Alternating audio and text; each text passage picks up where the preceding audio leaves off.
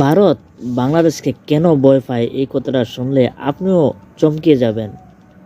ভারতের ভিতরে বাংলাদেশ, ভারত চারদিকে, তিন দিকে ভারত আর এক সাইডে বাংলাদেশ, তার অর্থাৎ বাংলাদেশ পকেটের ভিতরে। সেইখানে একটি ঐতিহাসিক ঘটনাকে কেন্দ্র করে ভারত বাংলাদেশকে ভয় পায়। ঐতিহাসিক কারণ ভারত পাকিস্তান বিভাজনের ইতিহাস এবং 1971 সালে মুক্তিযুদ্ধের ঘটনা দুই দেশের সম্পর্কে একটি নির্দিষ্ট ধারণা তৈরি করেছে। এই কারণে ভারত পাকিস্তানকে ভয়। পাকিস্তান যদি বাংলাদেশের সাথে মিশে যায়, আর যদিও মিশে যায় তখন ভারতের জন্য একটি মহা বিস্ফোরণ দেশ হিসাবে তৈরি হবে। সেটাই সবচেয়ে বেশি। কথায় আছে, পাছায় লাথি হাতে হারিকেন। পরের জন্য যে গর্ত করে সেই গর্তেই নিজেই পড়ে। ভারত তা বুঝতে পারে না ভারতের অবস্থাটা কেমন হলো। আমার সাথে থাকুন আর আমার কিছু ভিডিও ক্লিপ দেখতে থাকুন। আমি আপনাদেরকে দেখাইতেছি ভারত আমাদের সাথে কি বোঝাতে চাইতেছে আর আমরা তাদেরকে কি বোঝাতে চাইতেছি। আসসালামু আলাইকুম রহমতুল্লাহ। সম্মানিত বন্ধুরা, আপনারা জানেন ইতিমধ্যে আমাদের বাংলাদেশকে নিয়ে ভারতের কয়েকটি ইউটিউব চ্যানেলের এবং কয়েকটি আন্তর্জাতিক টিভি চ্যানেলের সাংবাদিকরা উগরে পড়ে লেগে আছে। কিছু আছে হকার সাংবাদিক, কিছু আছে হোমমেড সাংবাদিক, কিছু আছে ডেলিভারি সাংবাদিক। সাংবাদিক পদের শেষ নাই। একজন হকার সাংবাদিক আছে ময়ক, যার নাম পুরা বাংলাদেশ জানে।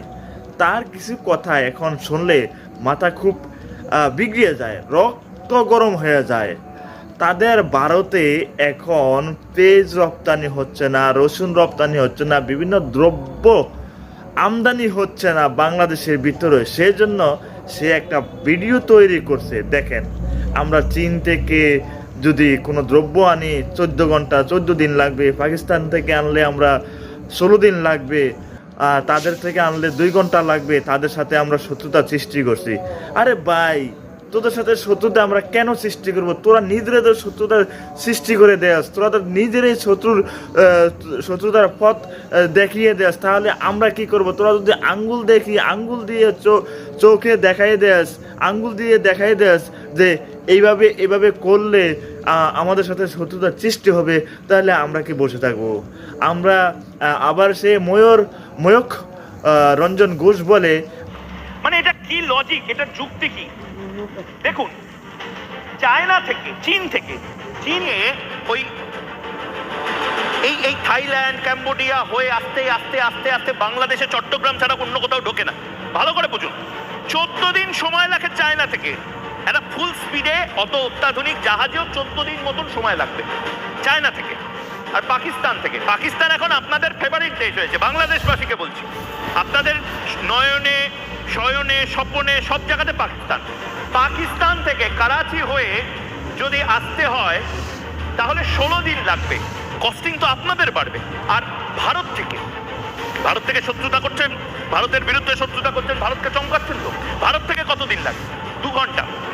পেট্রাপোল বেনাপোল, এপারের দিনাজপুর ওপারের দিনাজপুর। এই শিলিগুড়ির চিকেন স্নেক নিয়ে নেবো, নিয়ে নেবো। শিলিগুড়ির জাস্ট ওপারটা হচ্ছে বাংলাদেশ। 2 ঘন্টার মধ্যে আরিফ ভাই কি লাগবে বলুন, সাপ্লাই দিচ্ছি। ডিম লাগবে, সাপ্লাই দিচ্ছি 2 ঘন্টা। জল লাগবে, সাপ্লাই দিচ্ছি 2 ঘন্টা। কি লাগবে বলুন আরিফ ভাই? তারপরে আপনারা লড়াইটা করছেন এমন একটা দেশের সাথে যে দেশটা পকেটে খান 50 নিউক্লিয়ার বোমা, পরমাণু বোমা নিয়ে বসে আছে।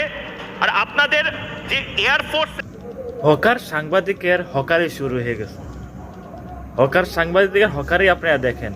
আমরা চীন থেকে 14 দিনে আনি না 1 মাসে আনি না 1 দিনে আনি, ভারতের কিছু আসা যায় না। আমরা পাকিস্তান থেকে 16 দিনে আনি না 18 দিনে আনি না 20 দিনে আনি না 2 মাসে আনি, তাতে ভারতের কিছু আসা যায় না।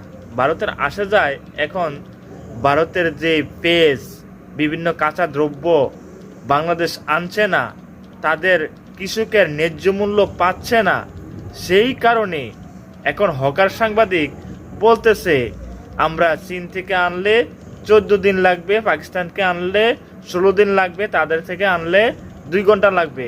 2 ঘন্টা না, তোমাদের কাছ থেকে 2 সেকেন্ড লাগলেও আমরা আর তোমাদের কাছ থেকে আনবো না। আমরা টাকা দিয়ে দ্রব্য কিনবো, আমরা টাকা দিয়ে যে কোনো জিনিসপত্র কিনবো, তোমাদের কাছ থেকে কিনতে হবে এমন কোনো কথা নাই। তোমরা আমার পাশের দেশ, তোমরা আমাদের বুকের মাঝে যে কোনো মুহূর্তে লাথি মারো, যে কোনো মুহূর্তে তোমাদের স্বার্থের জন্য আমাদেরকে ছুরি আঘাত করো, গুলি করো, তোমাদের সাথে কোনো বুক ফিট নাই। আমরা এখন থেকে তোমাদেরকে বয়কট করব। আমাদের ব্যক্তিগত ব্যাপার, আমাদের সরকারের ব্যক্তিগত ব্যাপার। সরকার আমাদের জনগণের স্বার্থের জন্য যা মন চায় তা করবে, সেটা তোমার কি আসে যায়? মোহাম্মদ ইউনূস তোমার মাথায় ফিরে দেয় না। মোহাম্মদ ইউনূস বাংলাদেশের ভবিষ্যৎ শান্তির খোঁজে তার যে নির্দিষ্ট লক্ষ্য সেই কাজটাই করতেছে। এখন আমরা পাকিস্তান আমাদের 2 নয়ন হোক আর 2 স্বপ্ন হোক, সেটা ভারতের কি আসে যায়? বা তোমার মতন ময়ূক রঞ্জন ঘোষের কি আসে যায়? আমরা তো সেটা দেখি না, আমরা তো সেটা লক্ষ্য করি না যে কোন দেশের কি হলো, সেটা তো আমরা জানতে চাই না। তোমরা এখন আমাদের এই বিজনেস নিয়ে, আসল কথা হচ্ছে কি, আমরা যদি তোমাদের কাছ থেকে কোনো কিছু না কিনি, তাহলে যেই চাহিদা মতন তোমাদের ন্যায্য মূল্যটা পাওয়ার কথা, সেই মূল্যটা তোমরা কোথাও পাচ্ছ না।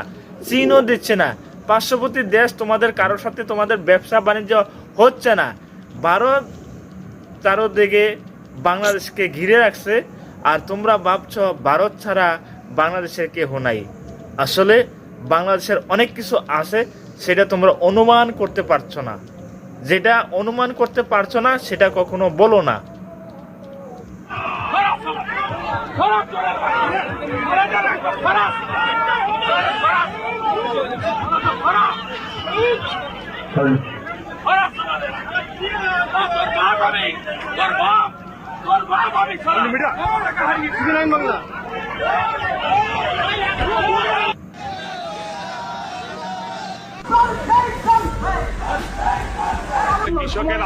আপনারা আরেকটা ভিডিও দেখেন, যেখানে একজন লোক বলছে কৃষকের আত্মহত্যা শুরু হয়ে গেছে।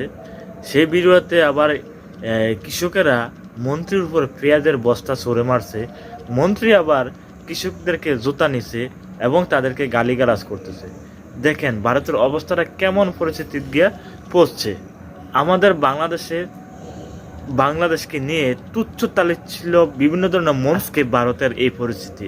আমরা ভারতের কিছু লোক, একজন মন্ত্রী শুভেন্দ্র রায়, তিনি বলছেন ভারত থেকে যদি কোনো কিছু না যায় বাংলাদেশ না খাইয়া মরবো।